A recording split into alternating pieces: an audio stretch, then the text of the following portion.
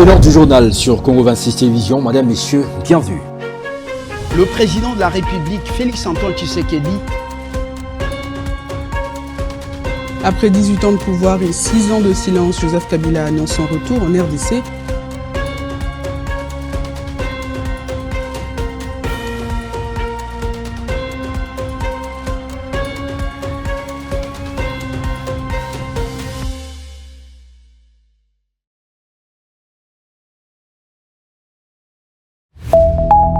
Tout de suite, le journal.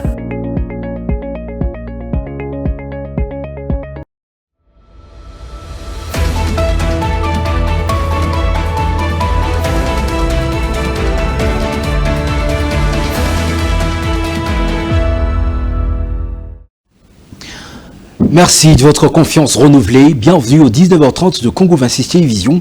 Voici le sommaire de cette grande édition du lundi 10 novembre 2025. Kinshasa se prépare à accueillir le 9e sommet de la conférence internationale sur la région des Grands Lacs. Un rendez-vous sous haute attention diplomatique avec la participation annoncée de plusieurs chefs d'État de la région des Grands Lacs, sauf éventuellement celle du dirigeant du pays agresseur. Sur le plan sécuritaire, pas de panique. 60 miliciens d'Imobondo ont été capturés et neutralisés à Kingakati, c'est à l'est de la ville de Kinshasa, selon les forces armées du pays. Et puis, direction Rabat, la capitale du Royaume du Maroc pour les Léopards de la République démocratique du Congo en prélude des éliminatoires de la Coupe du Monde 2026. L'équipe nationale s'y installe pour peaufiner sa préparation avant d'affronter la sélection camerounaise en barrage de cette compétition mondiale. C'est tout pour les principaux titres. Place à présent au développement. La République démocratique du Congo s'apprête à accueillir ce 15 novembre le 9e sommet des chefs d'État et de gouvernement de la conférence internationale sur la région des Grands Lacs, CIRGL. Les dirigeants des 12 pays sont attendus, notamment l'Angola, le Burundi, le Congo-Brazzaville, l'Ouganda, le Rwanda, la Tanzanie et la Zambie. Ce rendez-vous régional vise à renforcer la coopération pour la paix, la sécurité et le développement durable dans l'espace des Grands Lacs, marqué depuis plusieurs années par des tensions et des conflits récurrents, notamment dans la partie est de la République démocratique du Congo. Au cœur des échanges, la situation sécuritaire dans la région, les mécanismes de désarmement et de lutte contre les groupes armés, ainsi que la consolidation de la confiance entre les États membres. Plusieurs redoutent que ce sommet de Kinshasa ne soit qu'une simple rencontre de bureau, pas un véritable moyen de pression sur les États comme le Rwanda, valet bien connu des multinationales et autres réseaux criminels dans l'instabilité de la République démocratique du Congo depuis plus de 3 décennies. En marge du sommet climatique de la COP30 à Belém do Pará, le président de la République Félix Tshisekedi a annoncé devant la diaspora congolaise du Brésil la fin prochaine des processus de Doha et de Washington. Tout en saluant cette avancée vers la paix durable, le chef de l'État de la RDC a annoncé une éventuelle invitation officielle de la Maison-Blanche pour la signature de l'accord de paix. Meshak Lofaka Essia pour le commentaire. Après un séjour de 48 heures à Belém do Pará, dans le cadre du sommet climatique de la COP30, le président de la République, Félix Tshisekedi Tshilombo, a pris la parole devant la diaspora congolaise du Brésil pour annoncer une avancée majeure, la fin imminente du processus de Doha et de Washington. Mais esengo nazanango, ezaya koyebisa bino que masolo boyokaki ezalaki kosalema na Washington, na misusu ezalaki kosalema na Doha na Qatar, ekomi pembeni esila. Na mikolo ezali koya awa, ba américain, notamment Maison Blanche, et Cotine de la biso officiellement ba invitation pour na kosilisa masolo ana par signature ya accord de paix. Kasi tozali ba naïf te. Toyebi ke bitumbana biso te mutu tolukaka yango. Bitumbana balukeli biso yango po na bwanya o ezali na mboka na biso. Ezalaki kosunga bapaya ebele, ba voisin ebele, oyo bazalaki kobongisa bamboka na bango na likolo na mikongo ya bandeko na biso na ya ekonomi na biso. Kasi tobundi makasi potosisa minyoko wana. Tokomi na suka tolingi kobuka siko mbuma ya kimia ya libela na kati ya Congo démocratique. Tout en se montrant prudent sur les étapes à venir, le chef de l'État a salué ses pas décisifs vers une paix durable. Parallèlement, il a souligné le renforcement de la coopération Sud-Sud avec le Brésil dans les domaines stratégiques tels que la sécurité, le commerce et l'agriculture, confirmant ainsi l'importance de partenariats internationaux pour le développement de la RDC. Katia Congo démocratique. Et à Kinshasa, les forces armées de la République démocratique du Congo ont annoncé avoir capturé 60 miliciens d'Imobando et neutralisé 9 autres lors d'une vaste opération de ratissage à Kingakati à l'est de Kinshasa. L'armée qui a également saisi plusieurs armes de guerre assure désormais le contrôle total de la zone malgré la fuite de nombreux habitants vers la ville. Michak Lofaka ici pour les détails.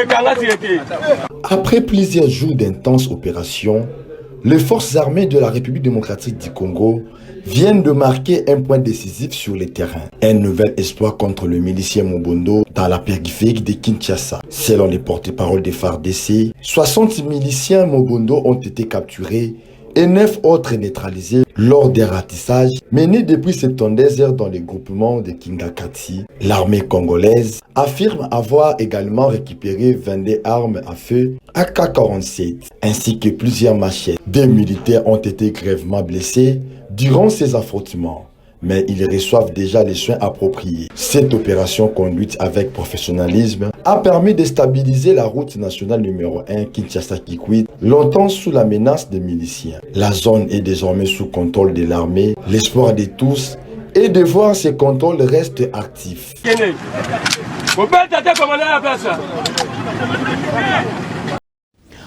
Contrôle parlementaire, la commission des infrastructures et aménagement du territoire du Sénat est à pied d'œuvre depuis vendredi dernier.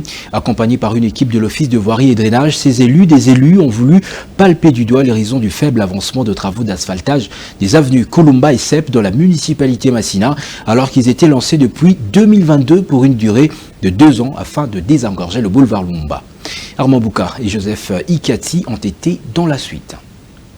C'est une équipe d'environ 5 sénateurs, tous membres de la commission des infrastructures et aménagement du territoire du Sénat, qui s'est déployée pour une visite d'inspection des chantiers du projet d'asphaltage des avenues Kulumba et Sep Congo. Conduite par son vice-président, les sénateurs Herman Moutima Sakrini, accueillis et accompagnés par les directeurs adjoints de l'Office de voirie et drainage, OVD, Venin Bouroumé, ainsi que plusieurs de ses directeurs techniques.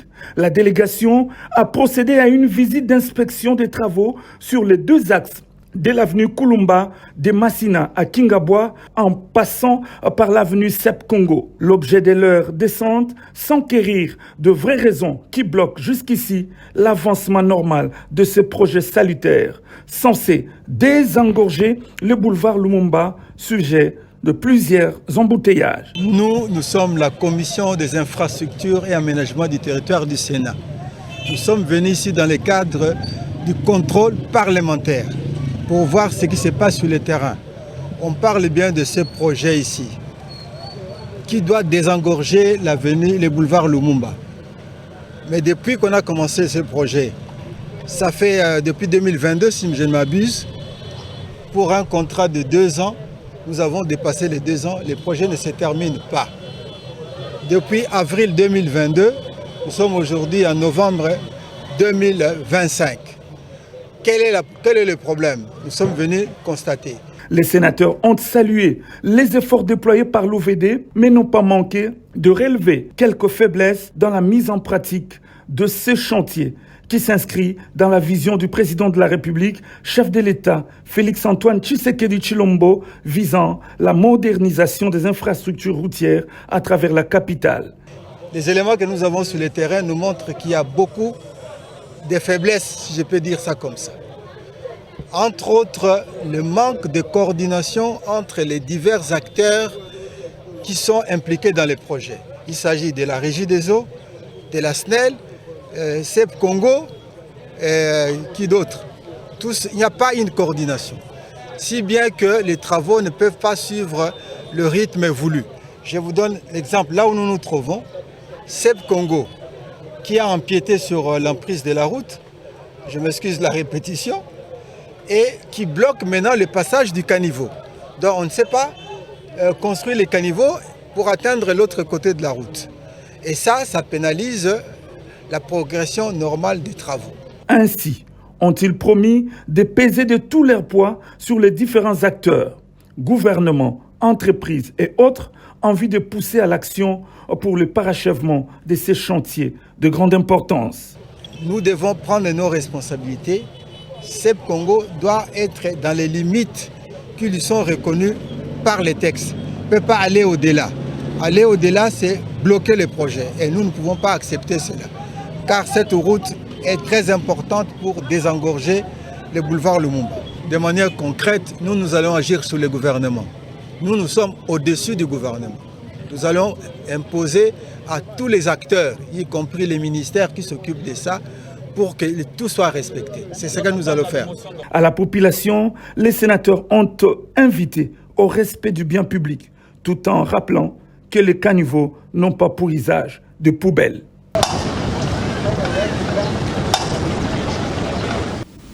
Écho des entreprises publiques dans ce journal. À l'Office de gestion du fret multimodal OGIFREM, William Kazumba, son directeur général, a ouvert ce lundi 10 novembre 2025 la session budgétaire exercice 2026. La cérémonie a eu lieu dans la salle de conférence de cet établissement public. Trésor Kanitambi Koma pour le compte-rendu.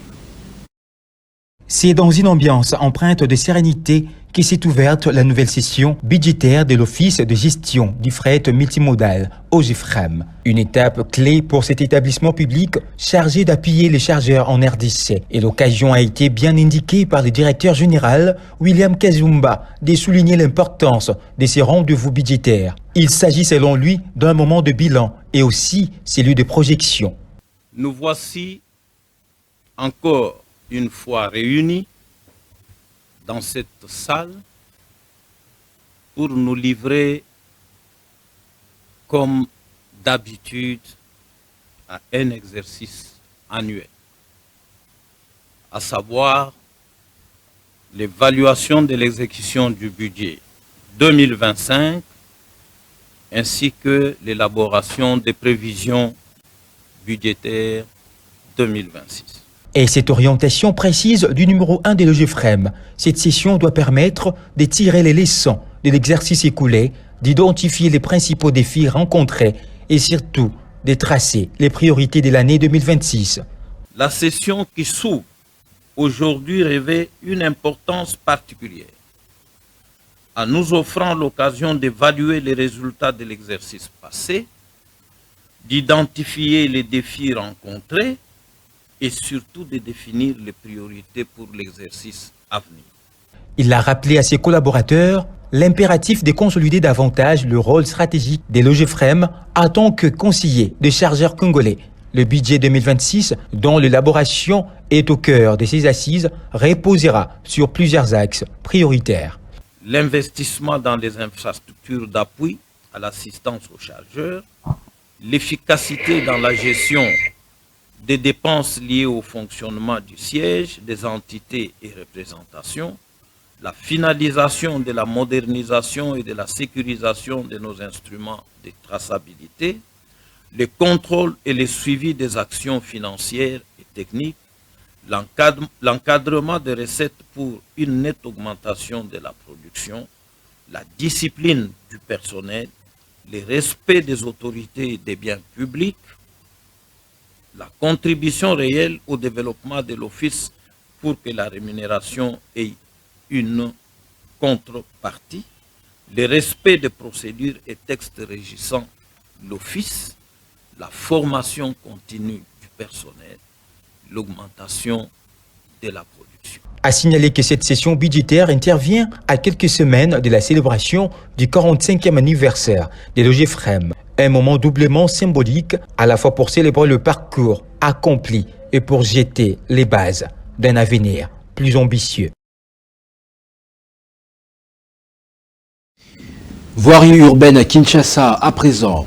Lancée depuis 2 mois, la réhabilitation de l'avenue Itaga dans la municipalité mère de Kinshasa, précisément dans son tronçon entre les avenues des Huileries et Kabambar, redonne de l'espoir aux usagers. Il s'agit d'un chantier prévu pour 9 mois. Entre attente de la population et promesse d'un travail rapide, les suivis des travaux s'imposent. Sephora Roby et Eunice Kimpembe ont fait le constat.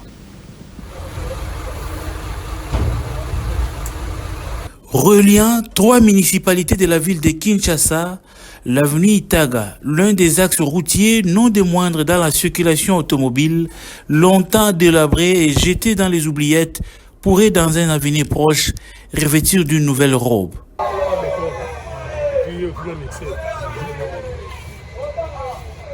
2 mois après le lancement du chantier, la présence visible des tracteurs, des ouvriers et des matériaux sur le terrain confirme l'évolution progressive des travaux prévus pour une durée de 9 mois. Pour l'instant, les équipes s'activent sous la construction des canalisations, étape cruciale pour assurer un bon drainage des eaux en cas de pluie. Nous avons commencé depuis le 15 septembre avec les travaux d'assainissement.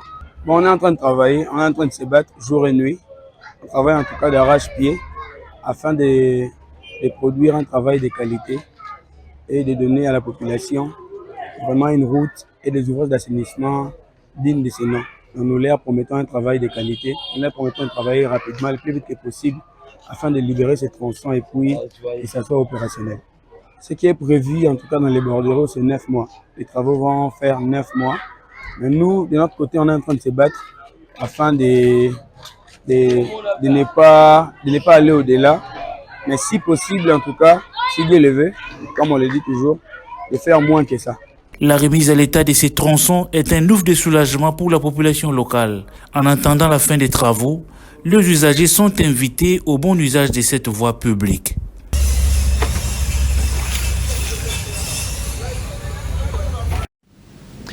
Dans un climat politique tendu au sein des assemblées provinciales, le président du Sénat, Jean-Michel Sama Lukonde Kyenge, appelle les députés provinciaux à privilégier la paix et la stabilité institutionnelle. Il exhorte également ses élus à éviter toute paralysie des institutions locales et à renforcer la cohésion politique conformément aux orientations du gouvernement central. Meshak Lofaka Inzembo.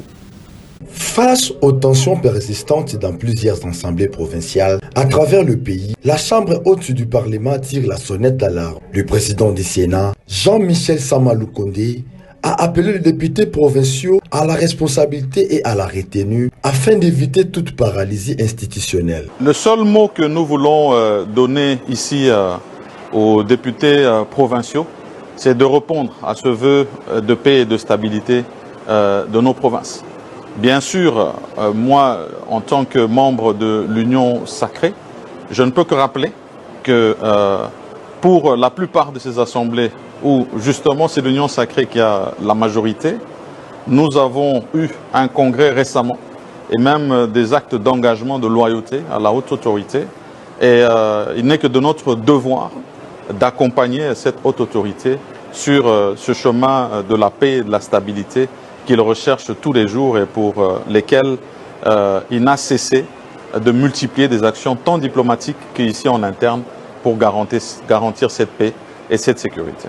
Les participants à cette rencontre ont également réaffirmé leur engagement à prévenir toute crise institutionnelle, notamment celle issue de motions de défiance, souvent à l'origine de blocages politiques. Cette démarche s'inscrit dans la droite ligne des instructions du chef de l'État, qui a récemment instauré un moratoire sur la motion de censure, afin de consolider la gouvernance locale et d'assurer la continuité de l'action publique.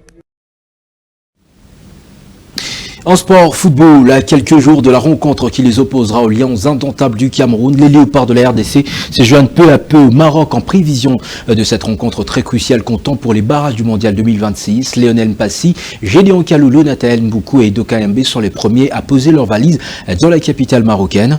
Rappelons qu'en cas de succès dans ce match unique prévu ce 13 novembre, les Fauves congolais joueront les vainqueurs de l'opposition entre le Nigeria et le Gabon.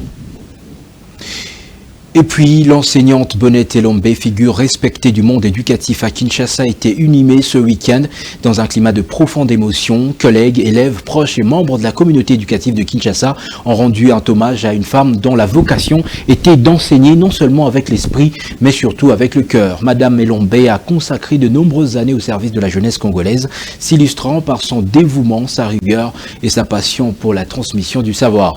Dans un pays où la jeunesse cherche encore les repères, elle a montré que l'on pouvait servir avec dignité, aimer son métier et bâtir l'avenir avec conviction. Fin de cette livraison, je vous rappelle ces grands titres. Kinshasa se prépare à accueillir le 9e sommet de la conférence internationale sur la région des Grands Lacs, un rendez-vous sous haute attention diplomatique avec la participation annoncée de plusieurs chefs d'État et de gouvernement de la région des Grands Lacs, sauf éventuellement celle du dirigeant du pays agresseur. Sur le plan sécuritaire, pas de panique. 60 miliciens d'Imobondo ont été capturés et neutralisés à Kingakati. C'est à l'est de la ville de Kinshasa, selon les forces armées de la République démocratique du Congo. Vous l'avez suivi dans ce journal. Et puis, direction Rabat, la capitale du Royaume du Maroc, pour les Léopards de RDC. On vient de le dire, en prélude des éliminatoires de la Coupe du Monde 2026, l'équipe nationale s'y installe pour peaufiner sa préparation avant d'affronter la sélection camerounaise en barrage de cette compétition mondiale. Merci d'avoir suivi ce journal. Excellente semaine à toutes et à tous en compagnie de Congo 26 Télévision. Vous le savez, la chaîne de l'unité nationale. Mesdames, Messieurs, bonsoir.